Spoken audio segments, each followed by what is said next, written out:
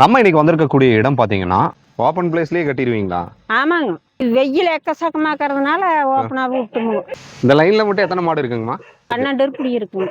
எல்லாமே கூலி மாடுக்கு தான். 100, 120 போகுங்க. நான் ஃபர்ஸ்ட் நான் வீட்டுக்குன்னு சொல்லி ஒரு மாடு வாங்கினேன். அதுலதான் கத்து பால் கறந்து பழகுனது எல்லாமே அந்த ஒரு மாட்டுல தான். அப்புறம் அதுல வர லாபத்துல தான் 3 மாடு வாங்கினேன். 6 மாட்டு லாபத்துல 3 மாடு வாங்கினேன். 12 மாடு சேர்த்தணும்னு ஒரு 2 மாசத்துக்கு முன்னாடி 5 மாடு ஒட்டுக்கா இருக்கு. இது மண்ணு எப்பவுமே நல்ல கிரிப்பா இருக்கு. இயற்கையா வர்றதுனால அதுக்கு எந்த நோய் பாதிக்காது. கூலிங்க நான் பல வகைகள் ஃபுல்லா கொடுப்பேன். காலையில ஒரு டைம், சாயங்காலம் ஒரு டைம் தண்ணி ஊற்றி. இப்போ மாத வருமானம் ஒரு 1.5 லட்சம். வெளியே வேலைக்கு போறது நம்ம சொந்த தொழில் கொடுத்தா மட்டும் தான் பால் வருங்க. இப்ப இருக்கிற சுச்சுவேஷனுக்கு என்னோட மனைவியினாலதான் வந்தனுங்க. வேண்டாங்க, எதுக்கு வெளியே வேலைக்கு போறீங்க, நாமளே ஒரு மாடு இருக்குதுல்ல, 1-2 மாடு வாங்கலாம். அந்த மாதிரிதான் கொஞ்சம் கொஞ்சமா பெருக்கணும் இந்த பண்ணைய. நானும் என்னோட மிஸ்ஸஸும் 4 வருஷம் உழைப்புங்க. அம்மா தான் எங்களுக்கு ஒரு ஆதரவு. 2026 முடியறதுக்குள்ள ஒரு 10 மாடு இறக்கிடுவேன். இந்த தொழிலுக்கு மட்டும் வந்தாச்சுன்னா நம்ம சொந்த வந்த எல்லாத்தையுமே குறிப்பிட்ட நாளுக்கு கொஞ்சம் தள்ளி வச்சிருவோம். தொழில் தான் நம்ம கவனமா பாத்துருக்கோம். தெய்வம் மாதிரி பாத்துக்கணும். கண்டிப்பாங்க, குழந்தை மாதிரி பாத்துருக்கோம். குழந்தை எப்படி, சின்ன குழந்தை எப்படி பாக்குறாங்க அந்த மாதிரி பாத்துருக்கோம். அடுத்தவங்க கிட்ட போனீங்கன்னா அந்த ஆள் என்ன வேலை சொல்றாங்க அதை செஞ்சுதான் ஆகும். அடிமையா இருக்கணும். இது நம்ம சொந்த தொழில். பிரஸ்டீஜ் பார்த்து செஞ்சோம்னா இது செய்யக்கூடாது. வேலை இல்லாம இருக்கக்கூடாதுங்க என்னைக்கும். அதுக்கு வேலை இல்லாம இருந்தாங்கன்னா அது வேறு சோம்பேறி நான் கணக்கு சேர்த்துக்கிறோம். கடைசிக்கு ஒரு 8 மாடு 7 மாடு இருந்துச்சுன்னா போதுங்க. சொந்த தோட்டம் இருந்ததுன்னா நம்ம ஜெயிச்சுக்கலாங்க.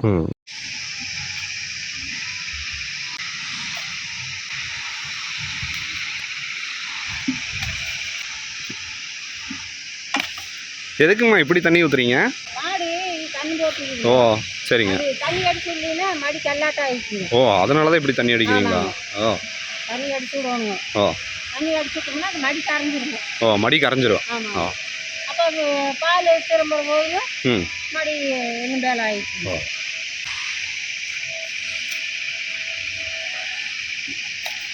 மாடு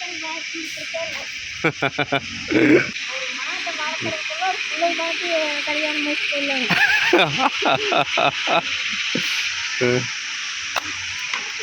அப்படியே வேலை என்னென்ன செய்வீங்கம்மா? தண்ணி வைக்கணுங்க, மே போடணும், எல்லாம் கண்ணுக்குட்டி வழியை நல்லா முடிச்சு நிழல்ல கட்டணுங்க. ஒரு மேல அதுகளெல்லாம் முடிச்சா கொட்டாய்க்குள்ள கட்டணுங்க. இன்னைக்கு தான் கண்ணு போட்டுச்சுங்களா? இல்லைங்க, இந்த நாள் வெள்ளிக்கிழமை கணக்கு. அதோட இதுதான் இது. ஆமாங்க. அது ஒரு 3 நாளைக்கு 4 நாள் ஆகுங்க. நல்ல பால் ஆகும். 4 நாள் 5 நாள் ஆகும். தலையிட்டுக்கணுங்க. அதனால கறந்து வச்சு நாய்க்கு ஊற்றுறது. நாய்க்கு தான் ஊற்ற முடியும். சரி. அப்புறம் அது என்ன பண்ணுறவங்க முடியாது. ஆமாம் ஆமாம். கண்ணுக்குட்டி ஊட்டுறது போக கறந்து நாய்க்கு ஊற்றிடுவோம். இன்னைக்கு ஞாயிற்றுக்கிழமை கறி சாப்பாடு சாப்பிடுவீங்களாம்மா? அது சாப்பிட்றது இல்லைங்க. நான் இல்லை. ஏங்கம்மா என்னாச்சுங்க? எப்பவுமே இல்லைங்கன்றது. என்னைக்குமே கறி சாப்பாடு சாப்பிட்றது இல்லை? இல்லைங்க. எதனாலங்க? அது சின்ன வயசுல இருந்தே அது சாப்பிட்றது இல்லைங்க. அப்படியே மாட்டு பார்க்கலாங்களாம்மா? பாருங்க. அப்படியே போங்க, நீங்க அப்படியே சொல்லுங்க. ஓப்பன் பிளேஸ்லயே கட்டிடுவீங்களா? ஆமாங்க. இங்கேயே கட்டிக்கிறது அப்படியே. அப்புறம் உங்களுக்கு நல்ல குப்புன்னு இருந்ததுனாக்க வெயில் இல்லைங்க, காத்தா இது இல்லைங்க. இது வெயில் எக்கச்சக்கமா இருக்கிறதுனால ஓப்பனாவே விட்டுருவோம். ஓ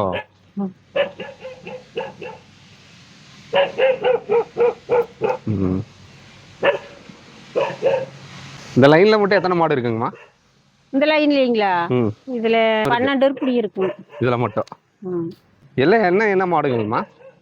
எல்லாமே கூலி மாடுக்கு தானுங்க. கூலி மாடு தான். ஆமாங்க. பால்லாம் எவ்வளவு கறக்குதுங்க? இப்போ என்னங்க பால் என்னங்க இப்போ கம்மியாயிருதுங்கல்ல இந்த வெயிலுக்கு. வெயிலுக்கெல்லாம் கம்மியாயிருதுங்க. எப்படி இருந்தாலும் எங்களுக்கு நேரில் 100 லிட்டர் போகுங்க. எல்லாம் கறக்கிற போது 100, 120 போகுங்க. இப்போ அந்த வெயிலுக்கு 80-70 தான் போயிட்டு இருக்குங்க. ரொம்ப குறைவா தான் போயிட்டு இருக்கு. எங்க பால் ஊத்திட்டு இருக்கீங்க? எங்களுக்கு கோயம்புத்தூர் சப்ளைக்கு போயிருங்க. டைரக்ட் சப்ளை இல்லைங்க, வண்டியில் போட்டு விட்டுருங்க, அவைய சப்ளை பண்ணிப்போம். தம்பி தான் எடுத்துட்டு போறாரா? ஆமாங்க, தம்பி தான் கறக்கிறத.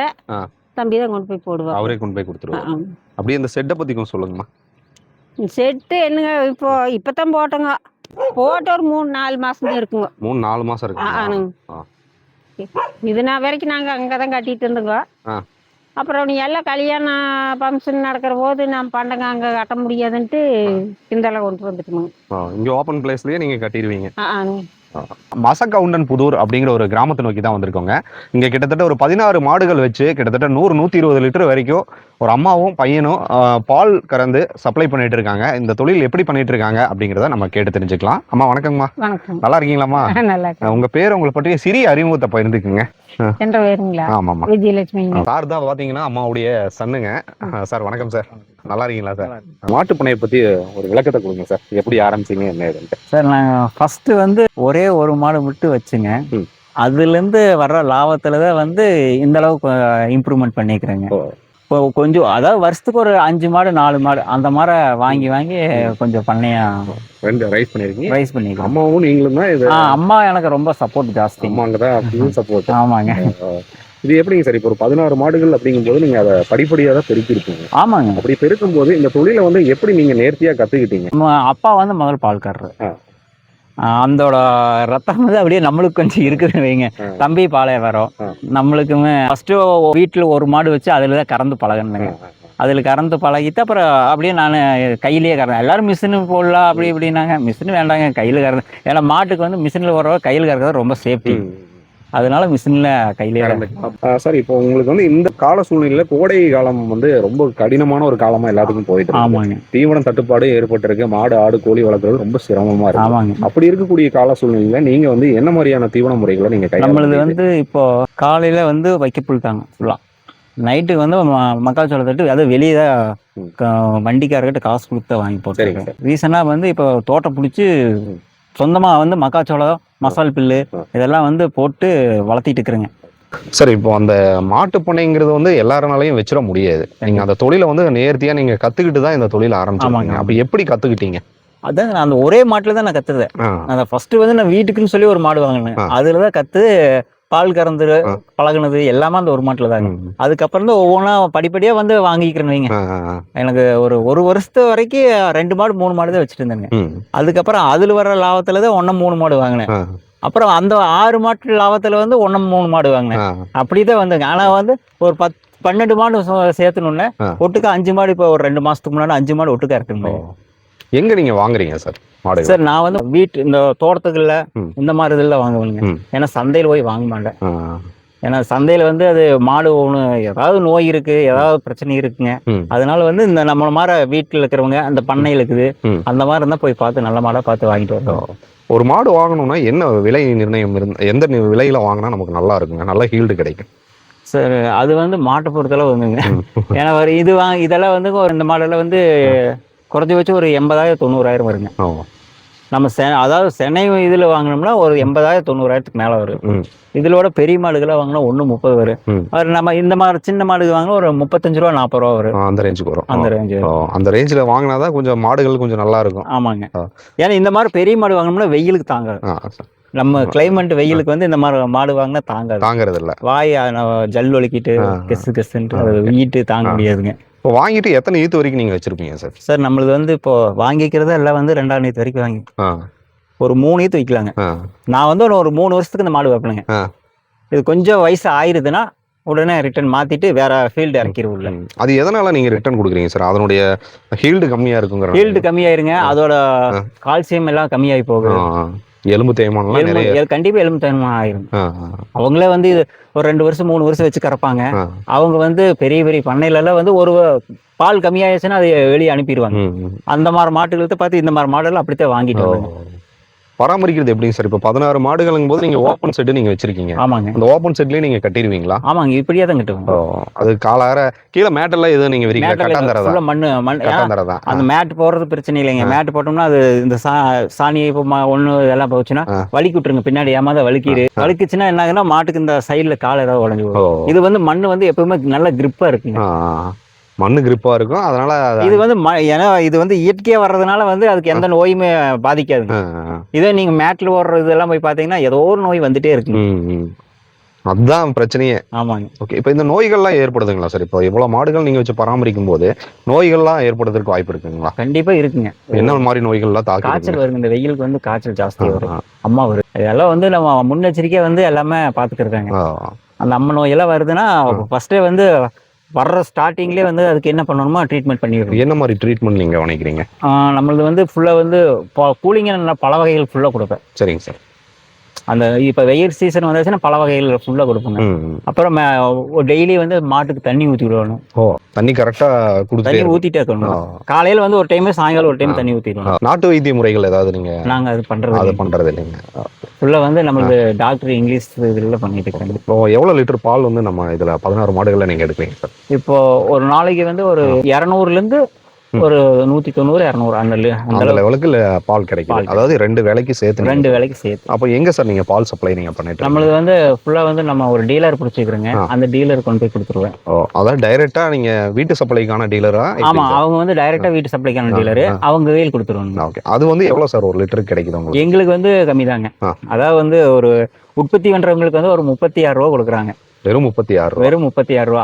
நீங்க ஆவின் மற்ற சொசைட்டிகள்ல ஊத்துனா எவ்வளவு கிடைக்கும்? அங்க வந்து பாயிண்ட் கணக்கு வருங்க. அது உங்களுக்கு இன்னும் குறைவாகிறதுக்கு வாய்ப்பு இருக்கு, அதிகமா இருக்கும்? அது நம்ம சொல்ல முடியாது. அந்த ஃபேட் எஸ்என்எஃப் எவ்வளவு வருதோ அந்த அளவுக்கு கொடுப்பாங்க. இது உங்களுக்கு வந்து மாத வருமானம் எவ்வளவு கிடைக்கிறதுக்கு வாய்ப்பு இருக்கு? இப்ப வந்து மாத வருமானம் ஒரு 1.5 லட்சம். அதுல செலவுகள்? ஆமா, இது செலவுகள் இருக்குதுங்களா? செலவு எவ்வளவு சார் இதுல? எப்படி இருந்தாலும் ஒரு 1,10,000 போயிருங்க எல்லாத்துக்கும். ஒரு 40-50 தான் நிக்குது. அந்த நாம வேலைக்கு வெளியே வந்து வேலைக்கு போறது வந்து நம்ம சொந்த தொழில், ஒரு 40,000 அவ்வளவுதாங்க. மற்றபடி இதுக்கு நிறைய இன்வெஸ்ட்மெண்ட். ஆமா, இன்வெஸ்ட்மெண்ட் ஜாஸ்திங்க. இப்ப தீவனங்கள்லாம் பாத்தீங்கன்னா எவ்வளவு ஏக்கர் சார் நீங்க மசால் புல்லு பயிரிட்டு? சரி, இப்ப வந்து ஒரு 3/4 ஏக்கரா மசால் புல்லு, 3/4 ஏக்கரா மக்காச்சோள தட்டு, அப்புறம் ஒரு 1/2 ஏக்கரா கம்பந்தட்டு, அது அவ்வளவுதான் போட்டுருக்கு பயிரிட்டு இருக்கீங்க. இதை நம்ம சொந்த இடங்கள்ல பயிரிட்டு இருக்கீங்களா? இல்லைங்க சார், நான் வந்து வாடகைக்கு தான் குத்தகை மாதிரி தான் பிடிச்சி. அப்படி எடுத்து பண்ணும்போது நம்மளுக்கு அவங்களுக்கு ஒரு வருடத்துக்கு ஒரு அமௌண்ட் வருஷத்துக்கு 50,000 கொடுக்கணும். 50,000 கொடுக்கணும். அதுக்கும் உங்களுக்கு செலவுகள்? ஆமாங்க. ஓகே. அதாவது ஒரு பராமரிப்பு அப்படிங்கறது மாடுகளை இப்ப இந்த இடம் வந்து இது வந்து நம்ம சித்தப்பா வேலைங்க. இதுக்கு நம்ம வாடகை ஏதாவது? இது வாடகை இல்லைங்க, அவர் சும்மா போட்டுக்க சொல்லிட்டாரு.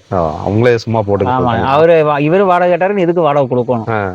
அது வேற ஒண்ணு இருக்குது. ஆமாங்க. அதாவது நம்ம பராமரிக்கிறதுக்கு இடவசதி கட்டாயமா அவசியம் தேவை, தீவனங்களுக்கும் கண்டிப்பா ஒரு இடம் இருக்கணும். இது ரெண்டுமே இருந்தாதான் மாடுகளை பராமரிக்க முடியும் இல்லைங்களா? வேற என்னென்ன தீவனங்கள் நீங்க பால் உற்பத்தி அதிகப்படுத்துறீங்க? பால் உற்பத்தி வந்து மக்கா மாவு போடுறோங்க, அப்புறம் பருத்தி கொட்டை புண்ணாக்கு, அப்புறம் வந்து பீர் வேஸ்ட் போடுறோம், அப்புறம் கலப்பு தீவனம்.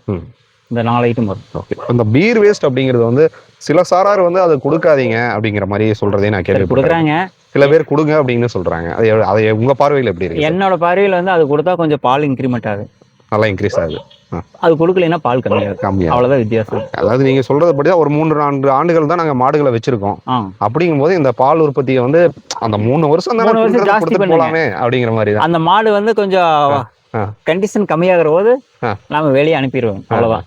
அப்போ அது கொடுக்கலாங்கிறீங்க? தாராளமா கண்டிப்பா கொடுக்கலாங்க. அது கொடுத்தா தான், ஏன்னா வந்து அது கொடுத்தா மட்டும் தான் பால் வருங்க இப்ப இருக்கிற சுச்சுவேஷனுக்கு. ஏன்னா அந்த காலத்துல வந்து அவங்க அன்னைக்கு இருந்த ரேட்டு இன்னைக்கு இருக்கிற ரேட்டுகளுக்கெல்லாம் ஏகப்படும். ஏன்னா பீர் வேஸ்ட் 10 ரூபாங்க, ஒரு புண்ணாக்கு வாங்கினா 50 ரூபா 1 கிலோ. இது என்ன எங்க போய் இது கட்டுப்படியாங்க? அவங்க 1 லிட்டர் பாலுக்கு வந்து 36 ரூபா கொடுக்குறாங்க. இது கட்டுப்படி ஆகாதுங்களா? இப்போ நீங்க என்ன படிச்சிருக்கீங்க சார்? சார் நான் வந்து 8th தான் படிச்சேன். 8th படிச்சிருக்கீங்க. ஆமாங்க சார். இந்த தொழிலுக்கு வரணுங்கிற அந்த ஆர்வம் எப்படி ஏற்பட்டுச்சு? அது வந்து என்னோட மனைவியினாலதான் வந்தனுங்க. நான் முதல் வெளியதான் வேலைக்கு போயிட்டு இருந்தேன். அவங்க அப்புறம் வேண்டாங்க, எதுக்கு வெளியே வேலைக்கு போறீங்க, நாமளே ஒரு மாடு இருக்குதுல்ல, இதுவே கறந்து 1-2 மாடு வாங்கலாம், அந்த மாதிரிதான் கொஞ்சம் கொஞ்சமா பெருக்கணும் இந்த பண்ணைய. கொஞ்சம் கொஞ்சமா பெருக்கிருக்கீங்க? ஆமாங்க. இதெல்லாம் சும்மா சாதாரணமா இல்லைங்க. என்னோட 4 பேர் சுழைப்புன்னு வைங்க, நானும் என்னோட மிஸ்ஸஸ் 4 பேர் சுழைப்புங்க. கடைசியா இறுதியா வந்து அம்மாங்களும் அதுக்கு அம்மா தான் எங்களுக்கு ஒரு என்ன சொல்லுவாங்க, ஒரு ஆதரவு. அவங்க இல்லைன்னா இந்த தொழில பண்ண முடியாது. பரவாயில்லைங்க சார். அடுத்து நீங்க எதிர்வரும் நாட்கள்ல இன்னும் மாடுகளை அதிகப்படுத்தி? கண்டிப்பாங்க.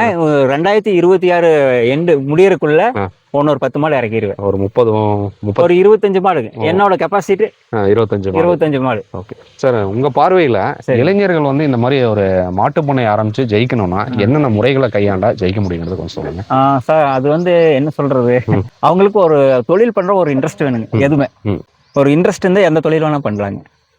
ஏன்னா வந்து அவங்க சும்மா படிச்சுட்டு ஜாலியா அங்கேயும் இங்கேயும் போகணும் பிடிக்கணும் அந்த மாதிரி மைண்ட் வந்து அதுல போயிட்டு இருந்தா இந்த தொழில் பார்க்க முடியாது, பண்ண முடியாது.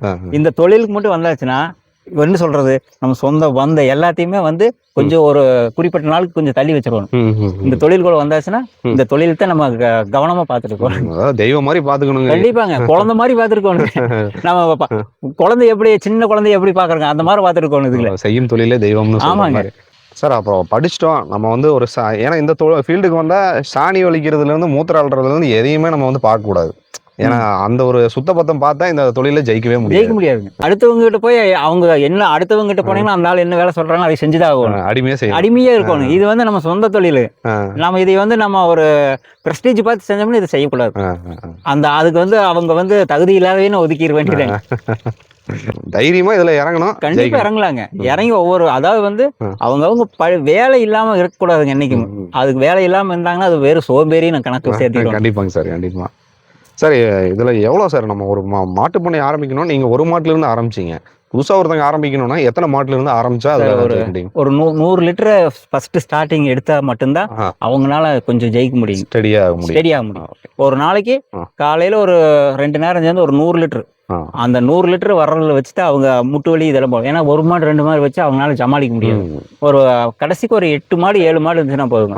அந்த 100 லிட்டருக்கு நம்ம எத்தனை மாடுகள் இருந்தா 100 லிட்டர்? அதான் ஒரு 7 மாடு 8 மாடு 7 மாடு 8 மாடு கட்டாயமா ஒரு 7 to 8 மாடுல ஆரம்பிக்கிறது பெஸ்ட். அப்பதான் அதுல ஒரு லாபத்தை நம்ம லாபம். அதாவது டெய்லி 100 லிட்டர் மினிமம். அந்த 100 லிட்டருக்கு மேல போனா மட்டும்தான் நம்மளுக்கு அடுத்தபடியா லாபம் இருக்காது. ஏன்னா அந்த 100 லிட்டர் இருந்தா மட்டும் இதுக்கு முட்டு வலி வாங்கி போறதுக்கு, பருத்தி கொட்டை புண்ணாக்கு இதெல்லாம் வாங்கி போற கரெக்டா இருக்குங்க. இல்லாட்டி சிரமம் தாங்க. கஷ்டமா, சரியான சிரமங்க. சரிங்க சார், நான் மாட்டு பண்ணையை பற்றியும் உங்களுடைய ஃபார்மை பற்றியும் நிறைய தகவல்கள் பகிர்ந்துக்கிட்டீங்க. ஸோ ஒரு குத்தகை மூலமா நம்ம எடுத்து அதுல எப்படி ஜெயிக்கிறது அப்படிங்கிறத ஒரு சின்ன விளக்கத்தை மட்டும் சொல்லுங்க சார். நம்மளுக்கு வந்து சொந்த தோட்டம் இருந்ததுன்னா நம்ம ஜெயிச்சுக்கலாங்க. நம்ம பெரிய லாபத்தை எதிர்பார்க்க முடியாது. அதாவது நம்ம அடுத்த பக்கம் வேலைக்கு போறதுக்கு நம்ம இது கம்மியா, அதாவது ஒரு நாளைக்கு ஒரு 500 ரூபா 600 ரூபா சம்பளம் கிடைக்குதா போதும், அந்த அளவுக்கு தான் வச்சுட்டு இருக்க முடியும். ஏன்னா நம்ம குத்தகைக்கு எடுத்துட்டு ஆகணும், வேற வழியில வெளியெல்லாம் தட்டு வாங்கி போட முடியாது. வெளியே ஒரு நாளைக்கு வந்து நீங்க சொன்னா நம்ப மாட்டீங்க, 2500 ரூபாய்க்கு வாங்குறேன் ஒரு நாளைக்கு. ஆனா இதோட பாலோட கெப்பாசிட்டி வந்து ஒரு நாளைக்கு வந்து மீறி போனா ஒரு 5000 ரூபாய் இருக்கு, அவ்வளவுதான் வரும். அதுல நீங்க பாதி தீவனத்துக்கே நீங்க முக்காவாசி தீவனத்துக்கு போய் டெய்லி ஒரு 1000 ரூபா 1200 ரூபா நிப்பாட்டு. அப்புறம் இது தட்டுக்கு மட்டும் போயிருங்க, அதுவா தவிடு புண்ணாக்கு இதுக்கெல்லாம் போகணுங்களா பாதி பணம். கண்டிப்பாங்க சார், கண்டிப்பா. ஒரு 1200 ரூபா 1300 ரூபா நிப்பாட்டலான்னு வைங்க. எனக்கு ஒரு 800 ரூபா சம்பளம், அம்மாவுக்கு ஒரு 500 ரூபா சம்பளம். அதுதான், அவ்வளவுதான். வேலைக்கு போறதுக்கு இது பரவாயில்லைங்கிறீங்க. பரவாயில்லைங்க சார். ஏன்னா அடுத்தவங்கிட்ட போய் ஒரு அடிமையா இருக்க தேவையில்லைங்க. இது நம்ம சொந்த தொழில், எப்ப வேணா பண்ணலாங்க. அதனால இதை பாத்துக்கலாங்க. நீங்க என்ன பண்ணிட்டு இருக்கீங்க அப்படிங்கறத சொல்லுங்கம்மா. நான் என்ன பண்றேங்க, மாடு பராமரிக்கிறது, அதுகளுக்கு மேவு தண்ணி எல்லாமே நான் தான் கொடுக்குறேங்க. பையன் மேவு கொண்டு வருவாங்க. அப்போ மேவு கொண்டு வந்து அதுகளுக்கு நல்லா அரைச்சி கொட்டி அதுகளுக்கு இது பண்ணிட்டு இருக்கிறாப்லைங்க. சரிங்க சார், உங்களுடைய மாட்டுப்பண்ணையை பற்றி நிறைய தகவல்கள் பகிர்ந்துக்கிட்டீங்க. ரொம்ப நன்றிம்மா. குத்தகை மூலமா ஒரு இடத்தை வாங்கி அந்த இடத்துல பயிரிட்டு தனியாக வந்து தன்னுடைய சித்தப்பாவினுடைய ஆதரவோட ஒரு சின்னதாக ஃபார்ம் ஸ்டார்ட் பண்ணி ஒரு 16 மாடுகளோட 1.5 லட்சம் ரூபாய் வரைக்கும் அவங்க வந்து எடுக்கிறேன். அதில் வந்து இவ்வளோ செலவாகுது, இவ்வளோ எனக்கு நிற்கிது, சொந்த காலில் நான் நிற்கணுங்கிறது தான் என்னுடைய நோக்கம் அப்படிங்கிற மாதிரி இந்த ஒரு ஃபார்மை ஸ்டார்ட் பண்ணி சக்ஸஸ்ஃபுல்லாக போயிட்டு இருக்காரு. சார் உங்களுடைய பேர் சொல்லவே இல்லை சார். என் பேர் உதயகுமாருங்க. ஓகே, உதயகுமார் சார் வந்து நம்மகிட்ட நிறைய விஷயங்கள் பகிர்ந்துக்கிட்டாருங்க. தொடர்ந்து நம்ம சிவாரன் டிவியை பார்க்கணும்னு விருப்பப்பட்டீங்கன்னா சப்ஸ்கிரைப் பண்ணிங்க. சிவாரன் டிவி இன்ஸ்டா பேஜையும் தொடர்ந்து பாருங்கள். டில் தென் பை ஃப்ரம் உங்கள் சிவா. நன்றி, வணக்கம்.